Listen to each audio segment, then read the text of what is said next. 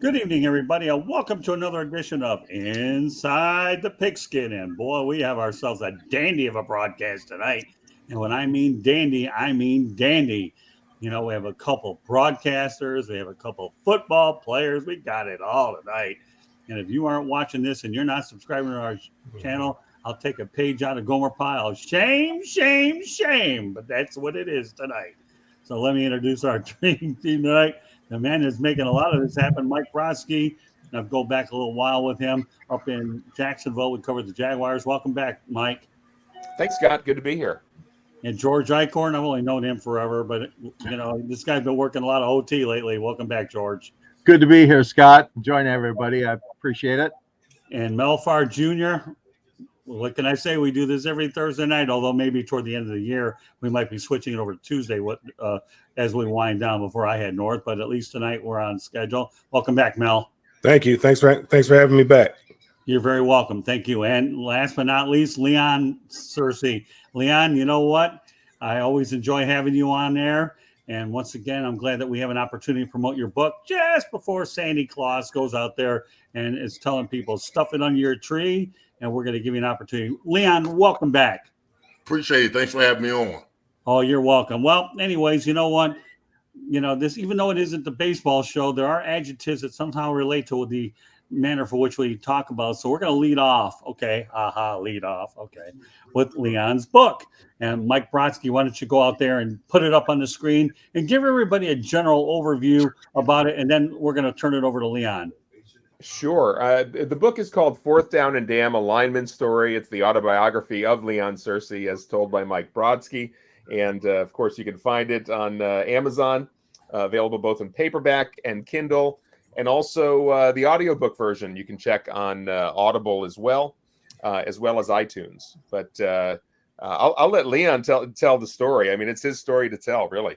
Hey, Leon, I know you played 11 years in the league for sure. I know with the Steelers and the Jaguars, I can only imagine how many stories actually came out of your time in the NFL. All right, Leon, take it away, my friend. Well, the whole concept behind Fourth Down and Damn, I wrote the book when I was probably at the lowest point of my life. I was a first-round pick, three-time national champion, played 11 years in the NFL. But after my career in football ended, my life spiraled to a downfall. Actually, I was living out of a motel in Fort Lauderdale when I came up with the idea and the concept behind the book. I used to borrow money. I used to ask people for help. I was in a very pivotal part of my life, and I remember about 2:30 in the morning. I remember waking up, and something in my spirit said, "Tell your story." So the whole idea was, DAM is actually an acronym of what I thought the book was going to actually be. Actually, the book was going to be called Diary of an Athlete's Memoirs and Notes. And when I finished with the title of the book, I said, that's the worst title I ever heard in my life for a damn book. So when I put the letters together, I said Diary, Athlete, Memoirs, and Notes. And I came up with, initially my book was going to be called Damn. But then I added the football aspect behind it. I put Fourth Down and Damn, a lineman story. So I wrote the book essentially 75% of the book I wrote it in a motel room by myself. I wasn't a writer. I was recording. I had a little tape recorder. I would wake up every morning. That was my inspiration. I had to reach the very the pits of the. When you go down, you ain't got nowhere else to go but up. So my motivation each and every day was to tell my story. I started with my childhood. I started with my growing up in Washington, D.C. I started up with my parents, high school, college, and then the pros, and then my life after football. But my book wasn't complete, and that's when I ran into Mike. I had about 70% of the book finished, and I ran into Mike with WSA, World Sports Alumni, and I was looking for somebody to publish it, and Mike and I finished off the rest of the book, and then we actually got it published. And the book has been doing well. The book was doing real well on Amazon hot new releases. It was getting a lot of attention, a lot of fanfare. And I think the book's an easy read. It's only 222 pages, small chapters, and I put it all on the line. I didn't pull any punches. I wanted the book to be effective. I wanted it to be educational, inspirational, and also wanted to be a precautionary tale about your life in the NFL. And I think for the most part, I covered all the bases. I talked about the locker room, outside the locker room. I talked about women. I talked about side women. I talked about divorce, alimony, child support, strip clubs, nightclubs, spending money, all the essential things that most of these athletes. Listen, it's not. It's an epidemic when 78% of the athletes that leave the NFL broke. And I thought I was bulletproof, like every other athlete that thinks they go into the NFL.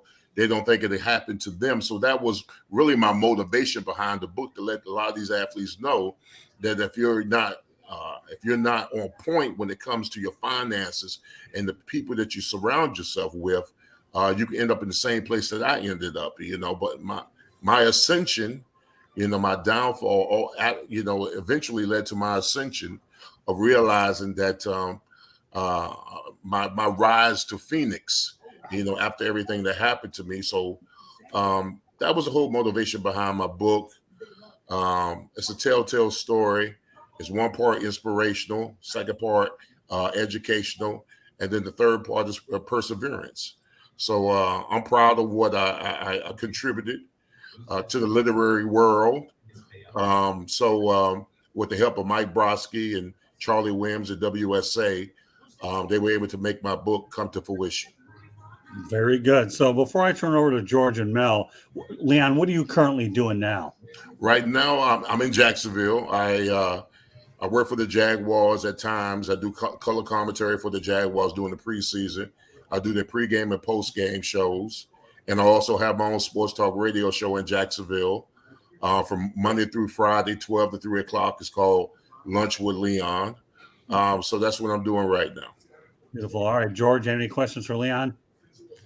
Well, Leon, you certainly covered a gamut of what goes through an athlete, especially an NFL athlete. Are you surprised at all with the things that we still continue to see happening? We have issues of domestic violence, and we have issues of drinking and driving and all kinds of things. And again, a concealed weapon, a University of Michigan player with the number 2 ranked Wolverines is being charged today with possession of a gun. Do you see, I guess I'm saying, Leon, do you see hope though? Is there hope that a lot of these guys, that the sense will come into them and they'll maybe curtail some of these activities for the future? Well, I mean, my impression, listen, a lot of these athletes that come into the league, they're young, fresh out of college. And when you're young, you make foolish mistakes. And I would like to assert that each of these guys need mentors. They need to be taught how to be professionals. They got to be taught who to hang with, who not to hang with, where to go, where not to go, who to associate themselves with, who to invest with, who not to deal with. I had that mentorship when I was with the Steelers. I had veteran presence within the locker room that taught me how to be a professional. A lot of these athletes just have to realize that they're not bulletproof, and that they put themselves. Listen, my mom always used to tell me, if you're looking for trouble, you'll find it. So with you got to associate yourself with people that are aspiring, people that are not getting into trouble, and you've got to make wiser decisions, not only with how you deal with people socially on the internet, how you deal with your money, how you invest your money, it's just a gamut of things that a lot of these professional athletes aren't attributed to, or don't have the information necessary to not make the foolish mistakes that they made. But unfortunately, a lot of these guys, I think the NFL does a better job of inserting people in there that can actually build and mold them. But a lot of these players, go about themselves and do things on their own, which unfortunately leads to their demise. Okay. Thank you. Yeah, very interesting. Before I turn it over to Mel, I just want to let everybody know that you are watching Inside the Pigskin. But if you're not watching it, the show can be heard on iHeartRadio, Apple, Google, Spotify, or wherever you get your podcasts. And if you haven't subscribed to the South Florida Tribune YouTube channel, just go to youtube.com, look for South Florida Tribune, hit the subscribe button. Then you'll get all the shows that we have, whether they're streaming or whether they're actually remote broadcasts, media availabilities and whatnot. So with that said, Leon, I have a question before I want to turn over to Mel. Doesn't the NFL usually have a symposium before these guys actually get in there? And if they do, how effective is it? Do a lot of these guys get it or not, or do they just take it for granted anyways, despite the fact that it's out there to kind of give these guys an opportunity of what life is like being a professional? Well, apparently the symposium doesn't work because the statistics are still high. Right. I mean, it's still at 78 to 80% where a lot of these guys leave the NFL broke. I mean, right. I don't know. I don't have the answer. I wish I had the answer. Right. To why a lot of these guys, get them. And a lot of the guys are black athletes. Unfortunately, NFL's a lot of the mass majority of the players that are playing in the NFL now are 80% African Americans, and that's troubling when you get the mass majority of your roster is consumed with black men, right. And they're leaving the league. Unequipped to handle their finances, their social issues, on the field, in social media. So I would like to see the trend change. I like to see guys be more equipped to handle money, handle adversity, handle their jobs, handle how they deal with people, how to deal with their family, how to say no, how to stay out of trouble. If you listen, I'm all on board for anything we can do to have that statistic trend downward instead of trending upward. All right, Mel, have any questions for Leon? Hey, Leon, it's very nice to meet you. And I didn't know about your story, and I can tell you it took I commend you because I know that takes a lot of courage for you to open up like that, open yourself up like that, and share your story with people. And I can kind of relate. I didn't play as long as you did, but when you play a long time from little league all the way up, and all of a sudden you don't, all the way through professional football, and all of a sudden you don't have it anymore. You kind of lose your identity as to who you are, because you don't have that game anymore to identify yourself with, and you're kind of trying to figure yourself out. I only got to play 1 year, bounced around in a couple camps and so forth, but I understand that. I remember when I got cut from Denver, I probably stayed. That was my first year when I got drafted. I don't think I came out of my room for a month. I don't think. My dad finally made me come out. Hey, look here, Mel. Hey, look, son, you got to do something, man. It ain't the end of the world, so forth and so on. And but it was difficult because people are always asking you questions and all that other kind of stuff. But you have to deal with that. Eventually, you come out the other. I came out the other side of it. But I can understand, after you've been playing for, you play professionally for 12 years. That's an awful long time to, and you kind of you got to kind of figure out who you are once that's done. I'm not Deion Sanders, the football player anymore. You got to kind of figure out who you are again. But Leon, like George asked you a question, and I think football is a microcosm of life, and we focus on, the media focuses on the bad that's in the league. There's a lot of guys that are doing a lot of good that you don't hear about. There's some guys that are just bad guys. They just they're going to be bad no matter what. And we know with money just, money doesn't change you. It just makes you a bigger whatever you are. So if you are a little asshole when you had no money, you're just going to be a larger asshole when you have some money. And primarily, with African Americans, the thing is, we've never had money. Money has not been passed down, and we have not been taught how to deal with money. So if you come from not having money and you get some money, it's kind of like taking a kid in the candy store. You take a kid in the candy store, he's putting everything in his pocket. Well, when a guy has money and he's dreamed about having this and that and doing this for that person, for your mom, doing that for your dad, and it don't take long before that money is gone, because you think it's going to last forever.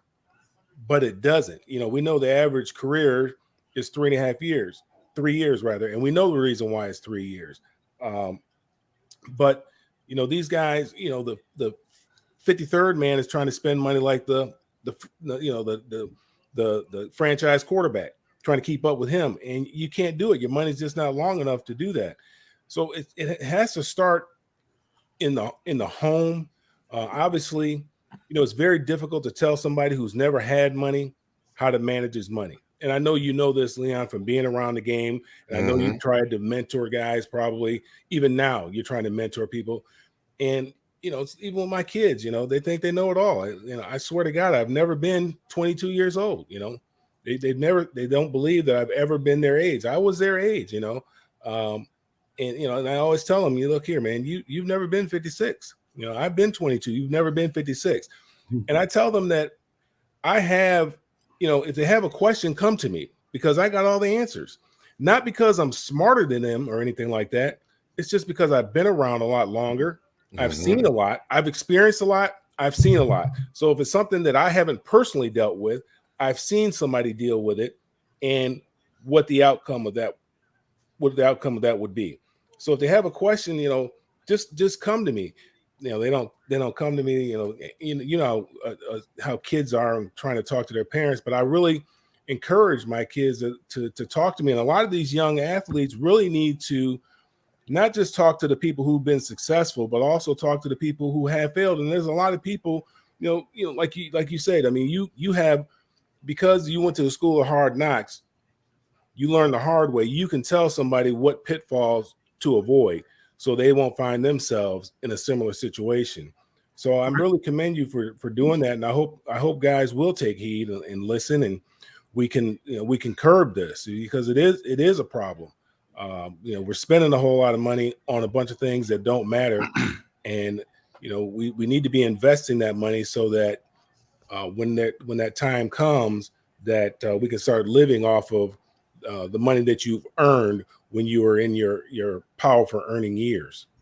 All right. So, Leon, we have a guy in the chat room named Will Vogel. Thank you very much, Will, for joining us. He's asking, Leon, who's your mentor in the NFL?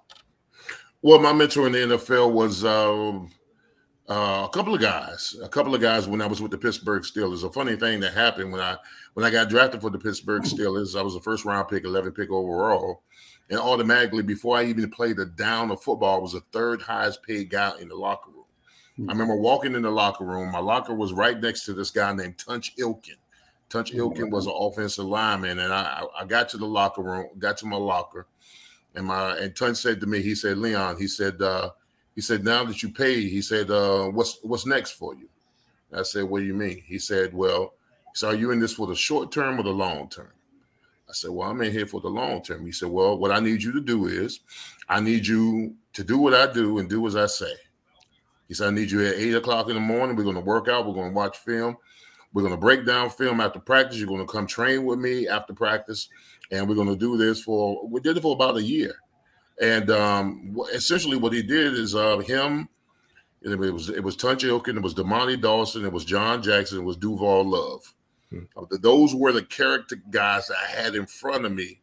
Each of those guys had played at least 7, 8, 9, 10 years in the league. And they wanted me to succeed. They taught me how to be a professional.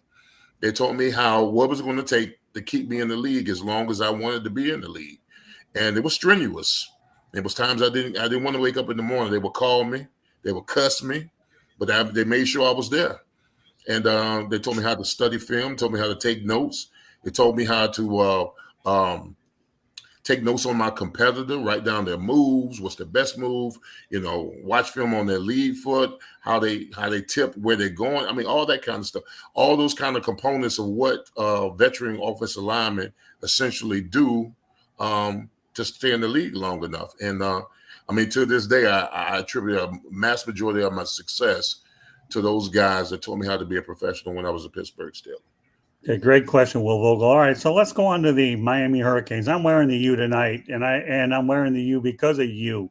Okay, I don't have my Jacksonville attire, but right now I cover the Miami Hurricanes this year, so I certainly have a pretty good pulse of what I saw. That has been depressing, hasn't it? It has been a challenge, I will tell you. It was not easy.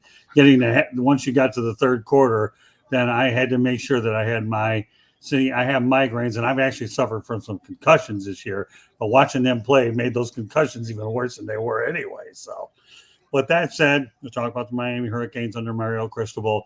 But I'm going to read a recent quote from Cristobal. And it was a quote pertaining to the fact that the parents are taking shots at the Miami coaches on social media. But here's what Mario said: a parent is free and welcome to pick up their son if they're not happy with their playing time. So I'm going to go around the horn with this, and I'm going to end everything I can with you, Leon, so everybody has an opportunity. Mm-hmm. Mike, Yeah. what's your interpretation when you hear this from a coach regarding playing time, knowing full well, of course, now we have the transfer portal, they can leave anyways, but that'll be for another night. But what's your interpretation, Mike, of Mario's comments?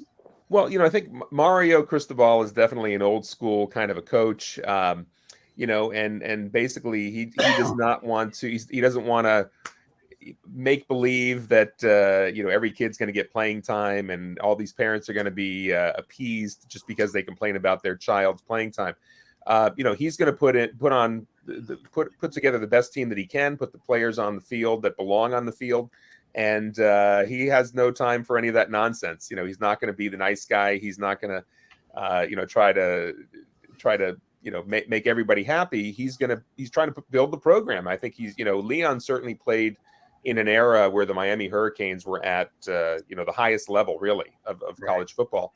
And this season, certainly the Hurricanes did not live up to expectations for whatever reason. And I think Mario is just kind of making it very clear that, if you don't belong on the field, you're not going to be on the field. And if parents don't like it, they can take their kid elsewhere. I think that's kind of the message. And, certainly I know, Scott, you and I were both there for the Duke Miami game. And I know that was really my first opportunity to really get a chance to see Mario Cristobal in action and hear him at the press conference afterwards. He was not happy with that loss, certainly.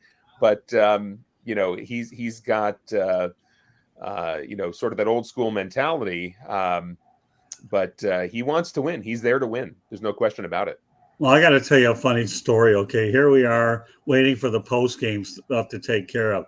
And I had a long-standing gentleman's bet with one of my colleagues as to how long it was going to take for him to get out there. And the average over-under was about 20 to 25 minutes when we had to wait to get him. So if that isn't a cooling off time, I don't know what is. So, George, I know obviously you watch the Canes from a distance, but let's just keep it simple to a point where these are the comments, and how do you interpret them? Well, I mean, parents are always concerned about their kid's future. They're on the team. They're not seeing them on the field. They want them on the field. It's a natural kind of want by a parent. And Mel and Leon, I'm sure your folks too, wanted you out there as much as they could. They want you to excel. They want you to perform. So I think it's a natural reaction. Now, when the club goes 5-7, the wheels start coming off. Let's face it. We had the same situation here with Michigan State and Mel Tucker this year. They finished 5-7. They're out of the bowl picture. Very similar to the expectations were very high. Not as high, of course, as they were for Michigan, U of M, but they were very high for Michigan State and Mel Tucker. So I can see this happening. Let's face it, parents, even down to the little league level, who do they complain about? They complain about their coach not giving the kid time. They complain to the referees or the umpires in baseball, that you're not giving my kid a fair shot. The call was bad, et cetera, et cetera. So, Mario's got his hands full. I know that the parents want to see their kid out there. It's just a natural thing to want. So you got to deal with it, folks. It's not easy. We all want to see our children perform up to expectations.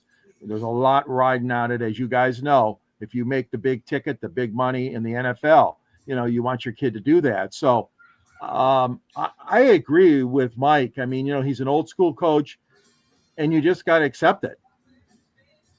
No. That's why I stopped coaching Little League, was because dealing with parents and with their kids and so forth. But, this generation of kid right now, none of them were, playing time is earned. It's not given. Right. And you got to go out there and you got to earn that playing time. The older I've gotten, the more I've appreciated my coaches when I was in college. Right. I started one game as a freshman. I didn't redshirt. I started a game as a freshman, and then I started for my sophomore year on. But I competed. These kids don't want to compete.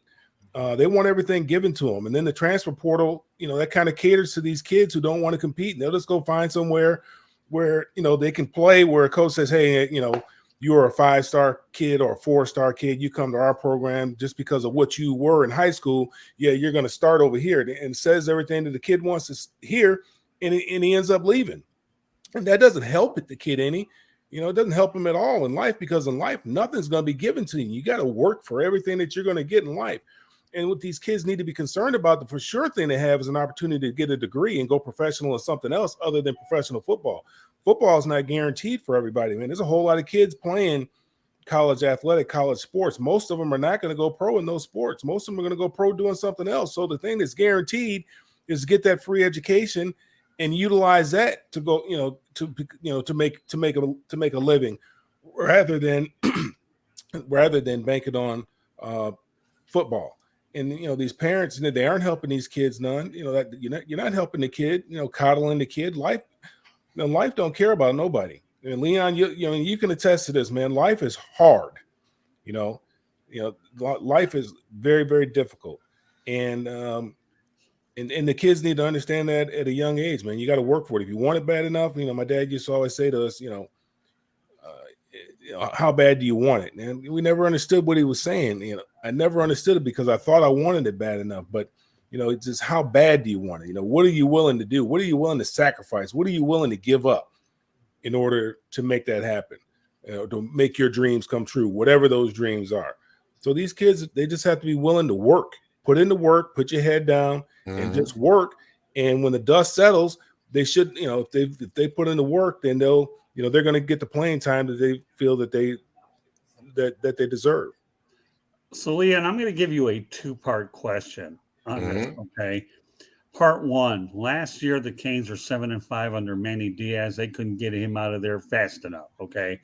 And I know that obviously, and you've heard a guy named Larry Bluestein, right? You're familiar with him? Yes, I know Larry well. Yeah, well, I ended up doing in about 2 or 3 weeks. I did a show at Joe Robbie Stadium, and yes, I will use Joe Robbie Stadium for this broadcast, unless Hard Rock wants to write a check to all of us. Okay, that's okay too. We're more than happy to take it, especially during this time of the year. And I'm actually gonna. What Larry and I did is we recorded a broadcast for Fire Up Florida, and it'll be released around Christmas time. So Larry's been a dear friend of mine for the better part of 40 years. So here's a 2-part question, Leon. Number 1, does Mario Cristobal get a pass, okay, at 5-7, knowing what he inherited? Let's face it, Tyler Van Dyke got hurt. Then, of course, Jake Garcia. And then they had, I believe, Ja'Cory Brown as the third. And what's really kind of weird about this irony, Leon, is when I covered the Canes in 82, you had Jim Kelly, Mark Richt, and Kyle Vanderwen. You went through 3 quarterbacks in 1 year. And here I'm back here covering the Canes again. And we have 3. And by the way, I might as well do a little self-promoing. Adam Lichtenstein will be joining me on Fire Up Florida on Monday night. So we'll be talking about the Canes as well. So you want to talk about all this stuff about the Canes, we'll definitely be talking about the U, even though their season's over. So I go back to my question here, first one, and then I'll have you comment on what everybody else is talking about. Does Mario Cristobal, Leon, get a pass for going 5-7 in your number 1? Absolutely not. Absolutely not. The level of expectation at University of Miami is excellence. I don't care who's the head coach there. Okay. I mean, he brought in a stellar coaching staff, and the complaint is that he doesn't have his kids available. Listen, here's the thing. Before the season even started, I was at Amelia Island. They had an ACC coaches conference at Amelia Island when I was there, and I had my radio show there. We interviewed Mario Cristobal. He came on our show. But before we came on the show, I hadn't seen Mario since he fired me when I was at FIU, but that's another story. He fired me out as a coach at FIU. But I hugged him up, I embraced him. And the first thing that came out of Mario's mouth, I said, Mario, what the kids look like down there? And the first thing he said to me, he said, Searcy, they don't know how to work. He said, they don't know how to work. He says that the kids think that what they do is good enough. And he said, those kids don't understand that where we're trying to go, whatever you think you're doing ain't good enough. And he's had to deal with that tally of kids for the duration of the season. Now, that's not an excuse to go 5-7, because somehow you got to have those kids motivated, because you can't keep blaming the kids. At some particular point, it's got to be the coaching. It's got to be a lot of those kids didn't want to play for Mario because a lot of the players were complaining that Mario was too strenuous on them. He held them accountable for everything, on the field stuff, off the field stuff. And a lot of those kids didn't want to comply. and then that's the result that you get on Saturday. Listen, I had never seen a Miami Hurricane game where so many players quit on their team, and and you don't want those kids. You don't want those kids playing on your team if they're not inspired. Listen, I remember here's what University of Miami was when I played. Well, on my signing day, I played 1 year high school football, and Don Solinger, the great Don Solinger, was at my high school, and he had the letter of intent in his briefcase. He put out that letter of intent. He put it on the table. He slid it over to me, and then I put out my pen about to sign it. He pulled that letter of intent back. He said, "Leon, understand this. You come to the University of Miami." He said, "If you're not good, you're not going to play." And he said, "If you're not great, don't come." That's what he said to me. And that was the standard. That was the hierarchy at the University of Miami when I played. And I refused to lower the bar for them, for Mario, for Mark Ricks, whoever. That level of excellence has got to be expected year in and year out. I don't want to hear about kids. I don't want to hear about coaching until you live up to those standards of which we were when we were. You don't get a pass from me. And I love Mario. He's a brother to me. I raised him. I raised him from a puppy. And now he was a pit when I left. So he don't get no pass from me. Wow. Even my love for Miami supersedes my love for Mario. How about that? That's all right. Well, it didn't help that he let you go either. So listen, when you at FIU and y'all go 0-12, you're supposed to get fired. Oh, okay. Well, that's fair enough. All right, so let me go. That's a great one. I don't have an answer to that. So the only answer I do have to it is this. I'll read you the same quote that your buddy Mario went out there and read, and I'll read it one more time to you, Leon, okay? A parent is free and welcome to pick up their son if they are not happy with their playing time. And I told you. So what's your interpretation of it? I'm fine with that. Listen, Mario and I are cut from the same cloth. Jimmy Johnson. Okay. Jimmy Johnson taught me how to be a champion, all right? I remember this specifically. We had a recruit that came into the University of Miami on my sophomore year. Good friend of mine played with me in the Jacksonville Jaguars. His name was Derek Brown. Derek Brown was the #1 tight end in the country. He came to the University of Miami. We took him out, showed him the town, and he just wasn't feeling it. And then we went back to the dorm rooms, and Tommy Tuberville ran into me and Hurley Brown. And Coach asked me, "Well, how did Derek?" I said, "Coach, I don't think he's feeling Miami, whatever." And Tommy Tuberville said, "F him." He said, "If you don't want to be a Hurricane, then let him go somewhere else. Then we're going to beat his ass wherever he goes." He ended up going to Notre Dame. We ended up beating his ass. So that was the expectations of Miami. If you don't come here, if you're in a Hurricane, if you don't meet the standards in which we set the bar, then you go somewhere else. We're still going to beat you. That was the level of arrogance we had at Miami because we had so much talent. We won so many games. And that's the reason why we stayed on top so long, because we were looking for Miami Hurricanes. We were looking for guys who wanted to be Hurricanes. And not everybody fit that bill. So in those days, you got to find guys who are all into being Canes. I don't care, 5-star, 4. Listen, I was a 2-star. I was a 2-star recruit. I fought my behind off to play like a 5-star and start and win 3 national championships. So you got to put in the work. Like Mel was saying, a lot of these kids that are coddled, they want to be given jobs and not earn jobs. They figure like they've been studs and stars their whole career when they just supposed to walk in the door. You're supposed to set the table. They're supposed to eat. No, you got to go. Listen, there's a difference between two. There's a lion in the zoo and a lion in the jungle. The lion in the zoo gets fed. Right? He gets complacent. He gets lazy. He gets tired because he know that meal going to come every day. But if you got a lion in the jungle, he got to get up every morning and go hunt. That's what we want. We want lions that go hunt. Not lions to get fed every day, get complacent, get tired, get okay. We're just getting I want lions that go hunt. Okay. All right. Well, you know what? We're going to take a ride up I-95 5 hours, okay, to Jacksonville. My goodness, how quickly we get up there. I didn't need a lead foot to get up there. All I did is say we're going 5 hours in about a tenth of a second. And we're going to talk about the Jacksonville Jaguars under Doug Peterson, 4-7. The most recent one was a 28-27 win over Baltimore, and they came from behind to do it. So prior to this, okay, I was amazed when I heard this statistic that Jacksonville was 0-183 when trailing by 7 points with less than a minute to go in the game. To me, 0-183, and they Yeah, did it that, against the Ravens. that wasn't on my watch, Scott. That was 2000. I was hurt. It's okay. It's a stat out there, and I got to put it out there. But guess what, Leon? They're 1-183. Well, So it doesn't matter. Well, listen, that's been the knock on the Jaguars all season. And I listen on the radio show, I blast them for it because when you're great, when the expectations is great, right? And I said this. A lot of players on that team are afraid to be great because when you're great, that means the expectations for you week in and week out is to play to the level of greatness. Anybody could be average. Anybody could be mediocre. That's easy. Right. Hey, but if you're going to be great, that means that your accountability each and every week is held to the task. And the Jaguars, and I've been saying it for years, we got a bunch of guys who are comfortable being losers. And until you change that culture, that's when Doug Peterson came in.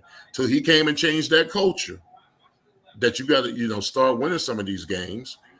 We've been competitive, but we can't finish games. And a lot of the games that we can't finish are mostly on our part. Silly penalties, silly mistakes, overthrows, fumbles, sacks, turnovers, inability to convert on third down, terrible play calling, can't score in the red zone, all that kind of stuff factors in. The game is won in the fourth quarter. You want to give yourself a puncher's chance in the fourth quarter where you can win some of these games. It doesn't make sense that the Jaguars, six games going into the fourth quarter, the Jaguars have led. And out of those 6 games, they've only won 1. Oh, people in Detroit can definitely appreciate that. The Lions lose a lot of close games. But, I want to add a couple things to this, okay? You obviously saw that dumpster fire with Urban Meyer. And, Trevor Lawrence could not have walked into a worse situation with Meyer. So why don't you explain what last year was like? Obviously, it's a good thing Shad Khan got rid of him early. And Darrell Bevell did a decent job as an interim guy. But that's a tough – is it true that Peterson told Lawrence, forget about everything that happened last year and just throw it away, and we're starting all over. It's a redshirt year, take it for whatever it's worth. At least he collected the money anyway. So tell me what. Listen, what Urban Meyer did to the Jaguars last year was football malpractice. It was football malpractice. I mean, he was uninspiring. He was a bully. Half the time he didn't know what he was doing. Had a coaching staff that he hired didn't have any clue. He was a mess. And I'm not even talking about the off the field stuff, the embarrassment to the Jaguars organization, being at a club, filling on some woman. I mean, it was just a hot mess. And listen, I knew Urban Meyer wasn't fit for the job when he told the press during week 4 that he needed a break. He told the press during week 4 of the season that he needed a break. That's the reason why he stayed back for the Cincinnati game. You need a break week 4? Come on now. You're supposed to be ascending. And that's your head coach. That's your head coach saying that he needs a break week 4. I knew right then and there that this team was in trouble. And I knew that he needed to go when he said that. The players didn't like him. The players didn't play for him. Half of the coaching staff didn't know what they were doing. Right. So, I mean, that was football malpractice what Urban Meyer did to that team last year. So we'll talk about, and I'm going to turn it over to Mel and George in a moment, but let's talk about Trevor Lawrence's development right here. Obviously, last year he learned what not to do. It looks like this year he's learning what to do. Is that correct? Would you say that summarizes where we're at in year number 2 with Trevor Lawrence? Not the time we've heard of the sophomore jinx, but there's no such thing as a sophomore jinx here. I would call it the freshman jinx after what you're describing as football malpractice. Yeah. Well, listen, Trevor is ascending right now. And what I mean by ascending is the fact that early on in the season, some of the mistakes that he was making, he's not making anymore. He couldn't score in the red zone initially. He was fumbling. He was throwing an interception. He didn't have any touch on the football. He seemed unassured of himself, and it was frustrating to the Patriots at large because, I mean, this guy was considered a generational quarterback. But as of lately, the last 4 games, he's got 9 touchdowns, no interceptions. So he's taking care of the football. I mean, he has a hell of an arm. He's not turning the ball over. He's finding his receivers. He's got touch on the football, and he's scoring in the red zone. And if I'm Doug Peterson, with the way Trevor Lawrence is playing right now, you're 4-7. You got 6 games to go. I mean, each game is a playoff game. I mean, if you want to make hay, if you want to get into the playoffs, because that's all they should be talking about right now is these next 2 games, these next 2 road games against the Lions and the Titans. You win these next 2 games, you're 6-7, and you're 1 game back of the Titans in the AFC South. I mean, you shouldn't be talking about anything other than winning these next 2 road games. It's going to be a formidable task. They're going to have to put forth a lot of effort, but that's all you want. At this point of the season, you want to be playing a meaningful game in December. And then hopefully have a good December to where you're playing meaningful games in January to where you ultimately make it to the playoffs. If they're talking about anything other than that over there at that stadium, then it's a crime. Mel, anything you want to add to this? Ask Leon. Well, I didn't get a chance to watch. I haven't watched much Jacksonville. We don't get to see him very much on TV here. They're all about the Falcons, so that's pretty much all that we see. But I mean, I see the scores at the end of the day, and I noticed that they pulled out that game. But you talked about, and it's funny that you said about excellence becomes an expectation. I used to say the same thing to my daughter when she was running track. I saw a lot more in her than she believed in herself. I knew what she was capable of doing, but she wouldn't allow herself to do it because then that would become the expectation. That's what everybody would expect from you from here on out, as opposed to, like I always tell them, you can wake up and be mediocre. I mean, don't take anything to be mediocre in life. Just wake up and breathe air and you're average. But what you want to try to do is you want to try to be something special, and in order to do that, you got to put forth that extra effort.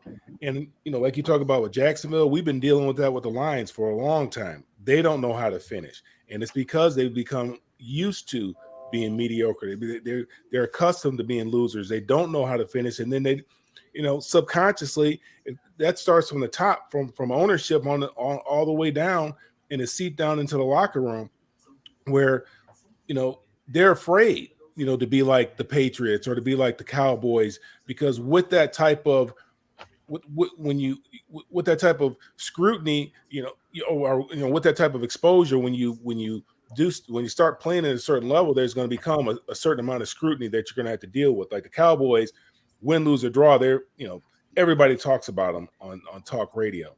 And if the Lions were to ascend and become that type of a team, then they would have to deal with that media and that focus and that scrutiny. And they'd just much rather just deal with what everybody expects, which is for them to lose. Don't expect anything from them. That's the Lions. That's what they do, and they're okay with that. So it's funny that you said that. And yeah, I think bringing in the coach that they brought in, it's going to take some time because you got to get either the guys that got to buy in, they got to have that belief, or you're going to have to turn over that entire roster and bring in guys that have that type of belief that and want to be the very, very best. So George, anything you want to ask Leon? Well, I think that I see comparisons. I'm glad you brought that up, Mel. We're led to believe that this is a new Lions team and a new outlook with Coach Dan Campbell and General Manager Brad Holmes. And Sheila Ford Hemp is the owner, younger woman, and leading the charge. I like the example, though, that you guys have set forward here. That you got to be hungry for it. You got to obviously work hard at it to be the top of the game and the top of your profession. And Trevor Lawrence and Jared Goff are two different examples. Okay, you're going to see on Sunday.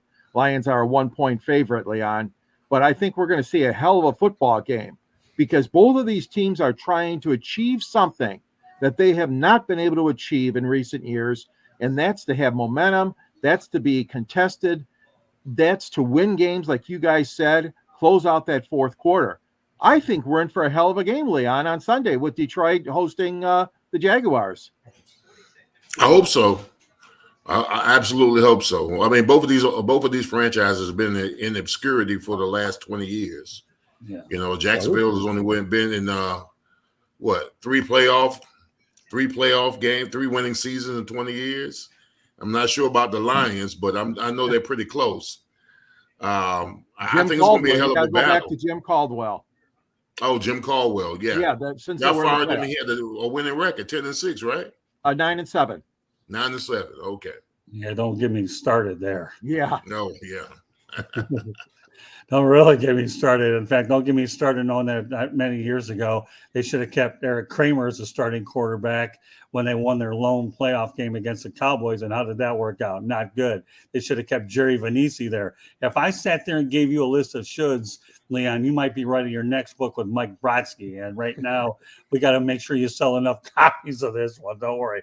When I get up to the Ville, maybe we'll come up with some more book ideas, and maybe Mike and you can help me write my first one. But no, I mean, it is pretty interesting how, the Lions are taking on the Jaguars this weekend up in Ford Field. And yet George and Leon and Mike, you guys are on the same weekend when these teams are. I don't know, almost feel like we're previewing the game a little bit. Jared Goff against Trevor Lawrence, Dan Campbell, Doug Peterson, both extensive backgrounds in the NFL. Mike, you want to chime in on this a little bit?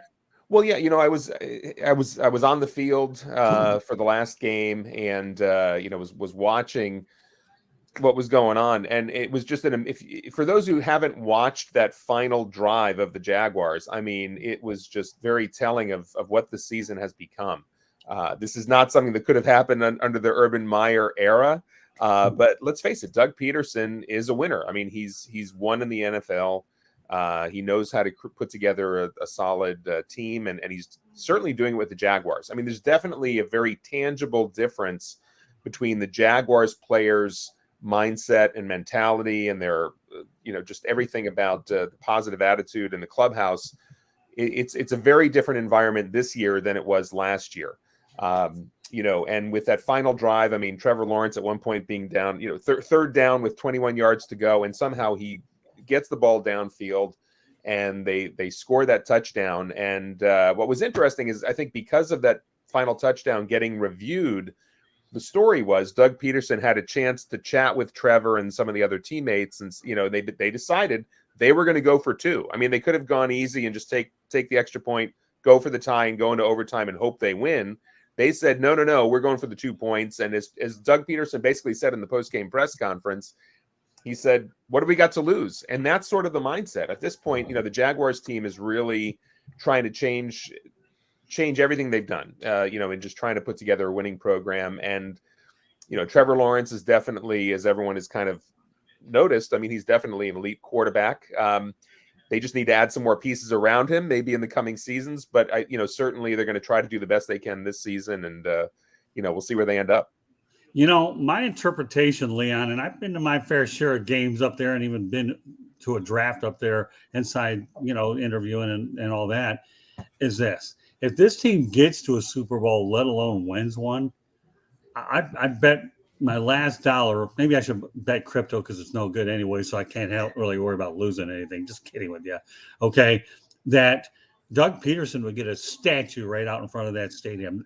Jacksonville, to me, is a pro football town waiting to erupt, is what it is. And I'll tell you what, I don't know how well they revere statues, but I think if there's anybody that has any sustained success, really good success with Doug Peterson, I could see a statue of Doug Peterson out there. What about you? Well, if the Jaguars win a Super Bowl, guys like me go away, I disappear.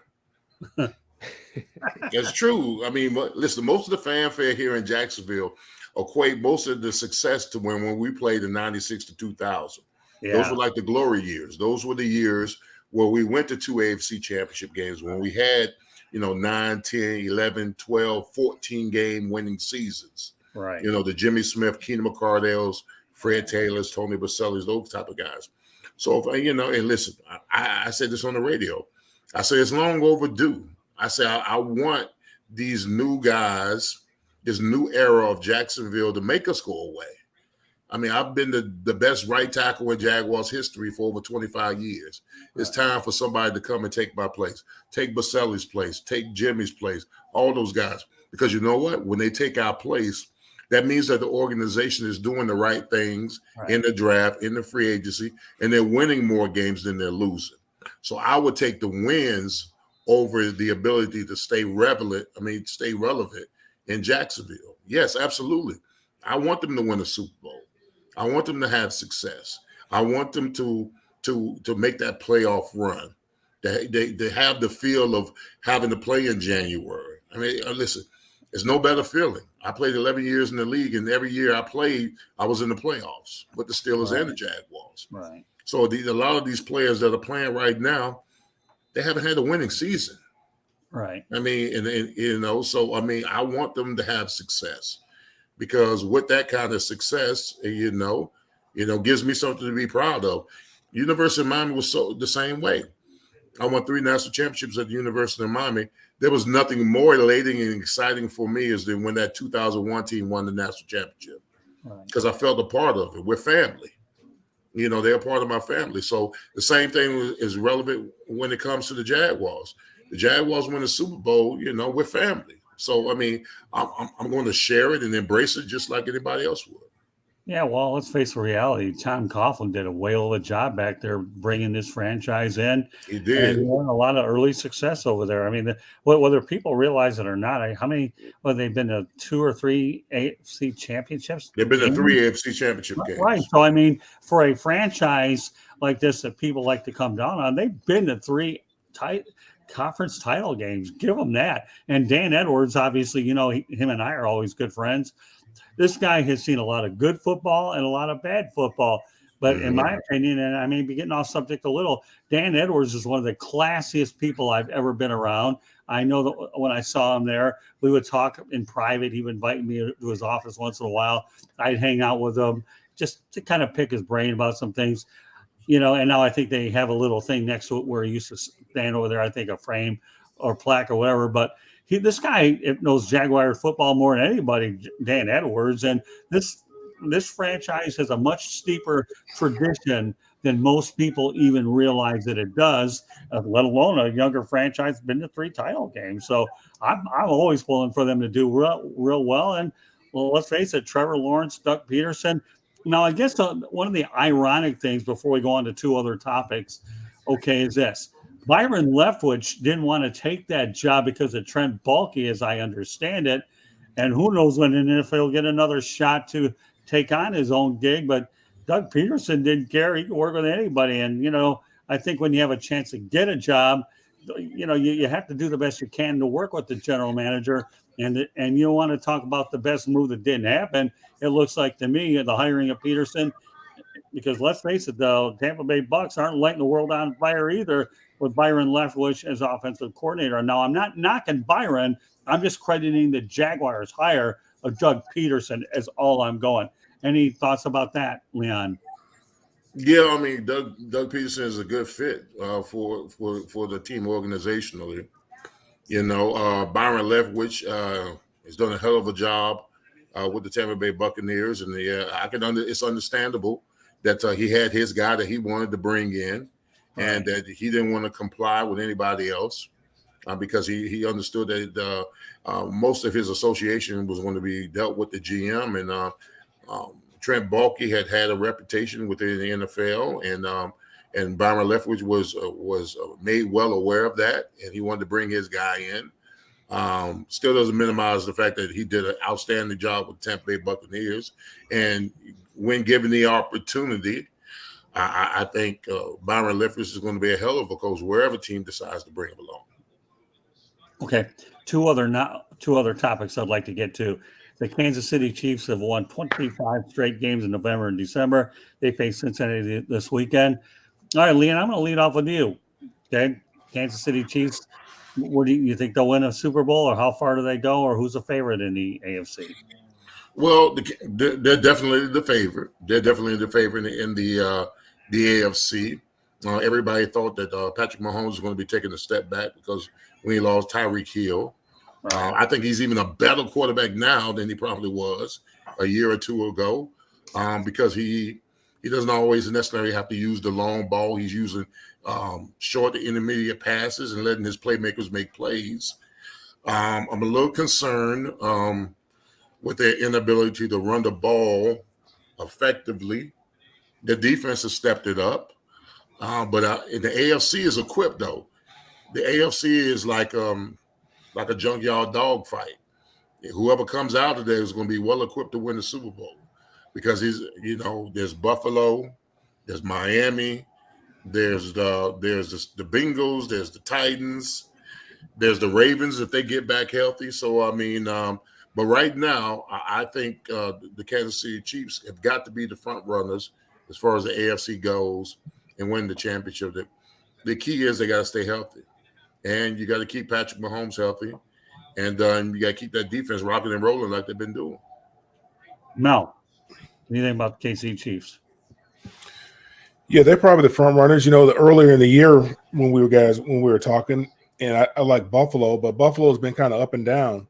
I think they've kind of, obviously they had that bad taste in their mouth from how last year ended, and they came out, guns blazing the first few weeks of the season, and they look like they're on a mission, but their play has been kind of inconsistent. And Kansas City has really been kind of improving as the year has gone on, as Patrick Mahomes is getting accustomed to playing without Tyreek Hill and utilizing the other weapons that they have. And like Leon says, yeah, they got to be able to run their ball effectively. They got to be able to, figure out how to get a good running game, because in December and January, you got to be able to run the football. You got to be able to keep the ball, keep the other quarterback on the bench as well, give your defense a rest. But yeah, right now they definitely look like the cream of the AFC. Mike? I think the Chiefs obviously are a powerhouse. There's no question. I mean, Mahomes is a generational quarterback, and he's going to have an amazing career. There's no question about it. But let's not, everyone's been mentioning Tyreek Hill. Let's not forget about the Dolphins. I mean, it's very possible that the Dolphins might surprise some folks if Tua can avoid any more concussions. I think the Dolphins are going to be, they may give the Chiefs a tough time. We'll see what happens. I think, the Jaguars aren't going to be there. I'm a Steelers fan myself. They're not going to make it this year, but I think the Chiefs have a great shot. But watch out for the Dolphins. The Dolphins might surprise some folks this year. What about you, George? Well, that's a phenomenal statistic. Can you give me that stat again, Scott? In the months of, did you say November and December? Yep, November, December, 25 straight wins. November, December. No that wonder. isn't a money stat. I don't know what one is. Why are they favored by only 2.5 or 3 points then over Cincinnati? I don't get it. Cincinnati. I mean, they're number one in the power rankings, the Chiefs. I agree with you guys. I would put Buffalo next and then Miami. But I tell you what, I mean, Leon, you hit it on the head. And Mel, it's going to be a scrappy fight, man, to the finish. That AFC, you're right there. They're tough. They're clawing and, trying to knock each other off. And there are a lot of good teams there in the AFC. But I think Mahomes, for me, he's the most valuable player. And I'm going with Kansas City. All right. And you know what? Here's what I think of this whole thing. I like Kansas City, but you know what? Don't sell the Cincinnati Bengals short. I wouldn't, because let's face the reality. They got to the Super Bowl, and now they get an improved version of Joe Burrow, more offensive lineman. And by the way, if we haven't heard by now, Jamar Chase is coming back. He held down the fort. So if I was looking for a dark horse team, I like the Cincinnati Bengals myself. And guess what? Joe Burrow is 2-0 against Patrick Mahomes. Well, there you go. There you go. You know what, Leon? If I was a play-by-play, you could be my color analyst. How's that, my friend? I just do my research. That's all. A little research. So what? Got to stay on my toes. Listen, you got the connections. Let's you and me do. I'll do play-by-play. You be color analyst. We'll have a blast. I guarantee there'll never be a dull moment with the two of us. So that's okay. Well, we'll see what we can do. Future considerations. Now, if they use your transaction when you have a transaction. All right. Final topic of the night, and this is one I really wanted to get in. I'm glad we can do it. Deion Sanders was offered the Colorado job, and he's doing an exceptional job at Jackson State University with the HBCUs, and has really done a marvelous job there. So, Leon, I'm going to go to you, and then we'll go around the horn, and then we'll wrap it up with some final thoughts. Do you think that Deion Sanders should take the Colorado job, Leon? No. Listen, Deion's more concerned about molding men than money. All right. I've briefly met Deion Sanders over my career. Maybe I've met him about 2 or 3 times throughout my whole career when I played in the NFL. Okay. Real humble guy. See, a lot of people get prime. Prime is is that alter ego that on that football field. But Deion Sanders is mild-mannered, thinks everything out. Mm-hmm. He doesn't just respond. He thinks everything out. Everything he does is meticulous. All right. It's like playing a game of chess. He didn't come to Jackson State just to, get those kids riled up and get them motivated just to bounce on. He wants to bring attention to the HBCUs because it's been long overdue. HBCUs have been abandoned and held and pushed out the pasture for the last 5 decades. All right. A lot of these college programs, these elite college programs, wouldn't be half of what they are if it wasn't for HBCUs. All right. The Alabamas of the world, the Texases and all that kind of stuff wouldn't be anything if all those athletes stayed at HBCUs.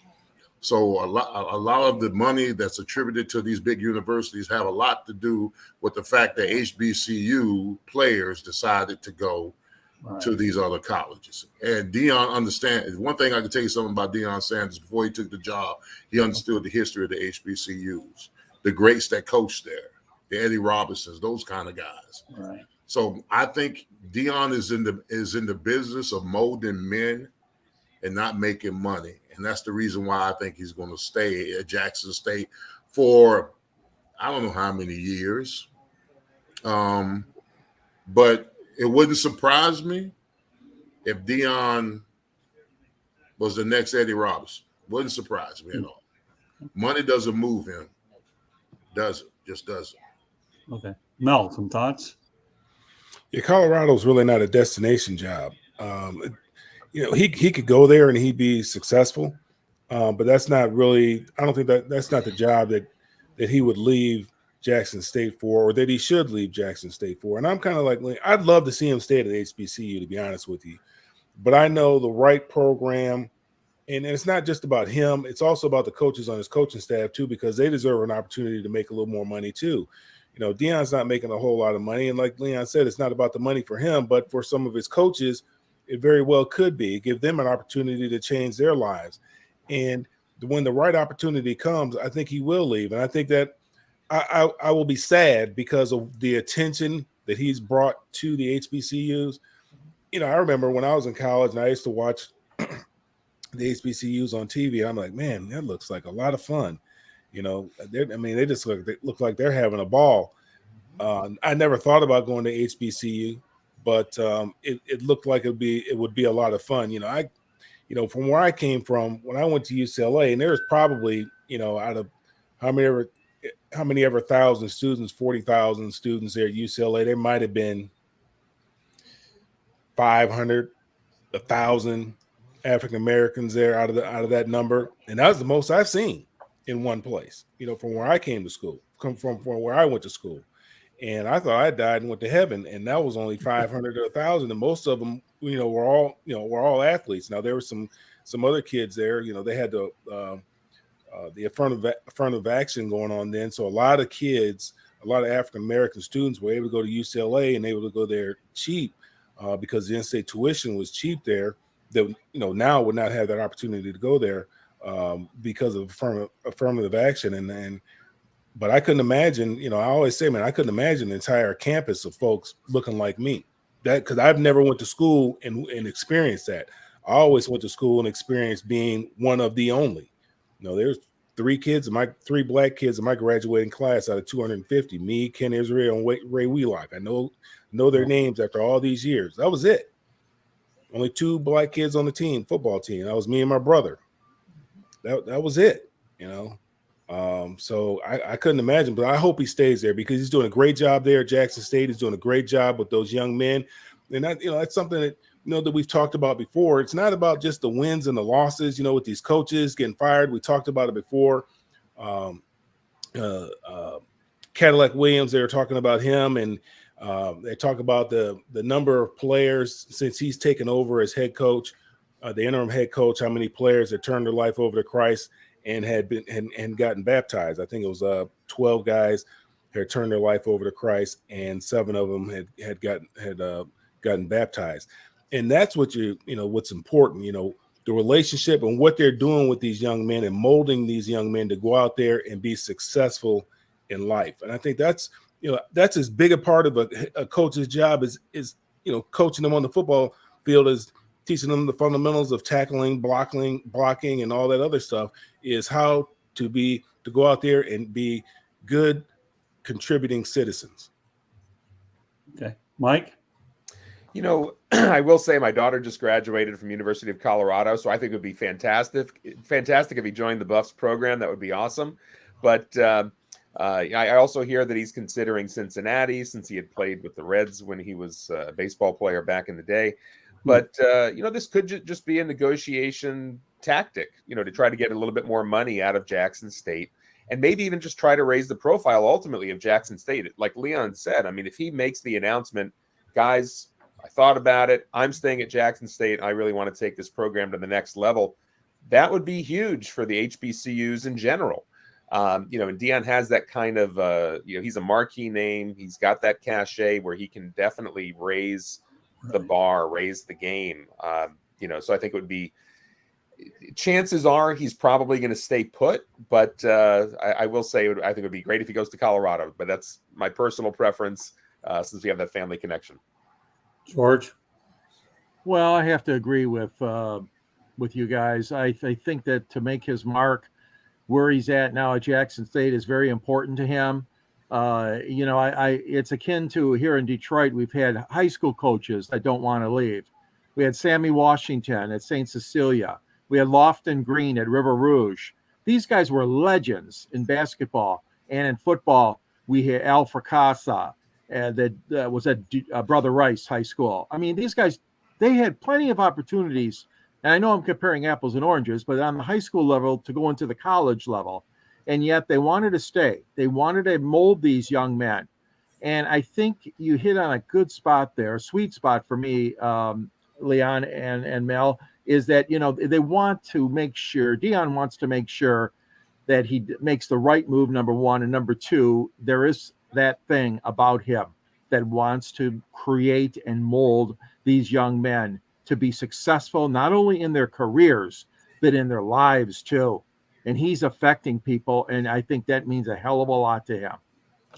Yeah, all I'll say about the whole thing is I can see him over at Jackson State for about 3 to 5 years. And then by the time he feels he's got it where it's at, I can see where he might be tempted to go to a real big marquee program. That's what I think, because there's one of those things where I've done everything here. What's there left for me to do kind of a thing?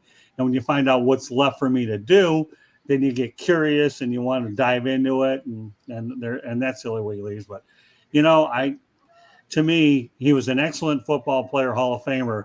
But I think, to me, I'll be more impressed, not for what he did as a football player, but what he's done to recreate himself as a coach. If you want to be called coach and not by your first name, because I know he got on a reporter for calling him by his first name one time.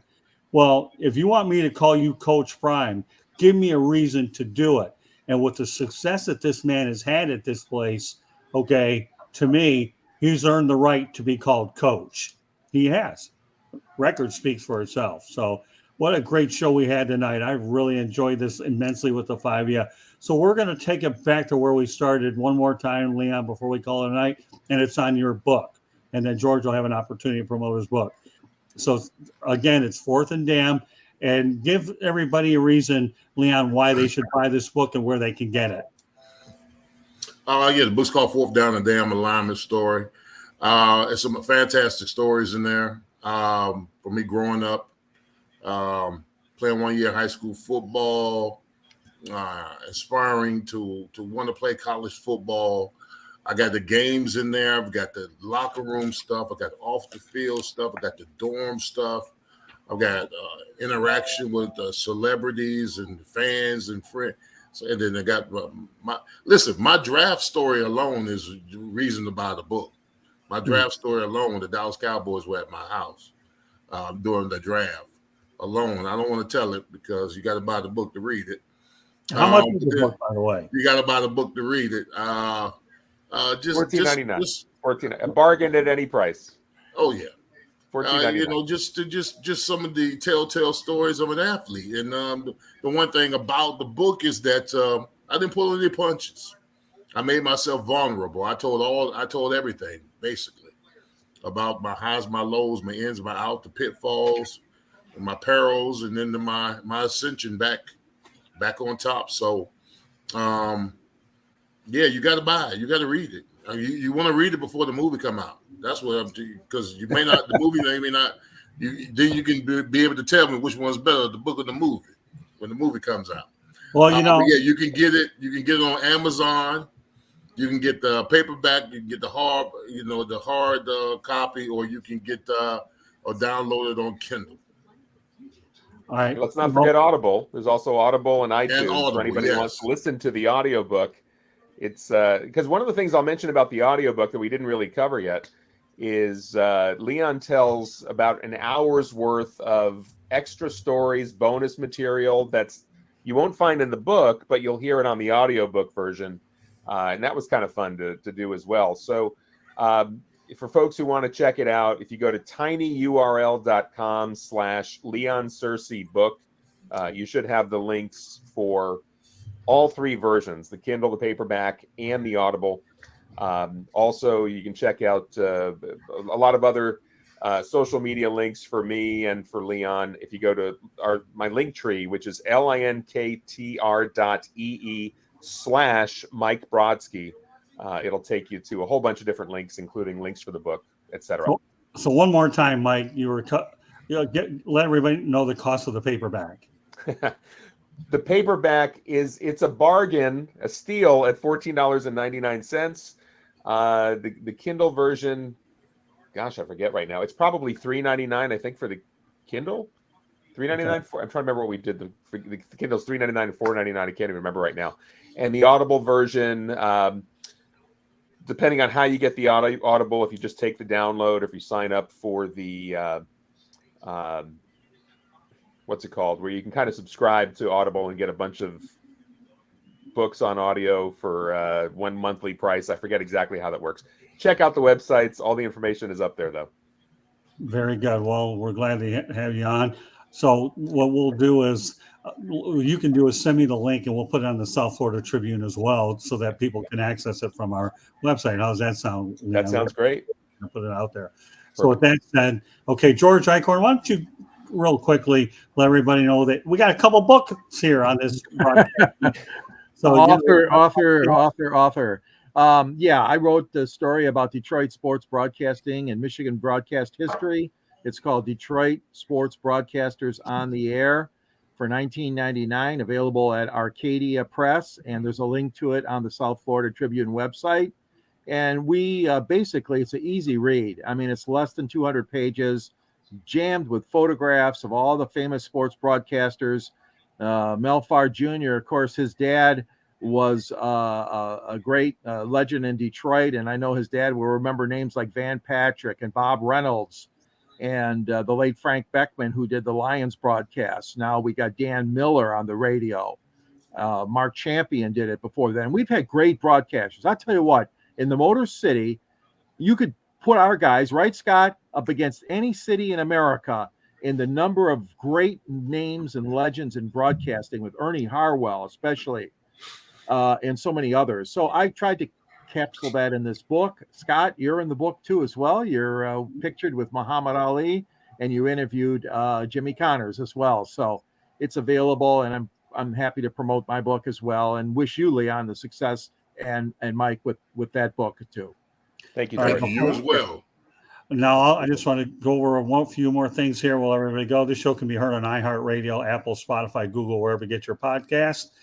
And if I talk too fast, well, you know what? If you're watching it on the screen, South Florida Tribune YouTube channel, you can see it anyways. Okay. Also, the South Florida Tribune YouTube channel, please subscribe, folks. All you need to go to youtube.com and then go ahead and find South Florida Tribune and hit the subscribe button. I'll go over some of my stuff and then we'll wrap her up with everybody else on the back end. Our website's www.southfloridatribune.com. If you want to email us, comment on the show, or you want to be a guest, contact us at southfloridatribune@gmail.com. Special shout out to Candy Ebling, who does a marvelous job, not only as a photographer, but she does a great job substituting me on the air. And more importantly, she's the website. She puts everything up there from the written content as well as the broadcast. Without her, we would have some deep problems. So with that said, okay, my Twitter information is South Florida Tribune at Tribune South. That's it for me on that end. All right, Mike, why don't you let everybody know how they can get a hold of you? Yeah, check out my link tree, which is linktr.ee/Mike Brodsky. And it's got all my links, including my Instagram handle, which you can see on the screen right there at Mike_Brodsky. And of course, for the books, just check out tinyurl.com/Leon Searcy book. We'll give you the link to the paperback, Kindle, and audiobook all in one place.